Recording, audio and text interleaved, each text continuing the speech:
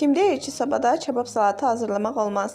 Gəlin birlikdə hazırlayaq. Əvvəlcə mənə lazım olan ərzaqları, badımcan, biber, pomidor və ən sonda isə soğanı yaxşıca yuyuram və soba listinə yerləşdirməyə başlayıram. Burada isə üzərinə dəlişlər açıram. Nə üçün olduğunu bilməsəm də yenə də dəlişlər açdım. Siz etməyi də bilərsiniz. Yəqin ki, patlamaması üçündür. Əvvəlcədən qızdırdığım sobada üzərləri yaxşıca qızarana qədər bişməyə qoyuram. Bişdikdən sonra isə qabıqlarını soyuram və kub formasında, balaca formada doğrayıram. Burada isə sizdən yalnız bir xahişim olacaq ki, videonu bəyəndinizsə like etməyi və daha çox maraqlı paylaşımlar, maraqlı reseptlər üçün səhifəmi izləməyi unutmayın. Rəylərdə isə fikirlərinizi mənimlə bölüşün. Bütün ərzaqları doğrayıb bitirdikdən sonra üzərinə duz, istot və zövqə görə sumak əlavə edirəm.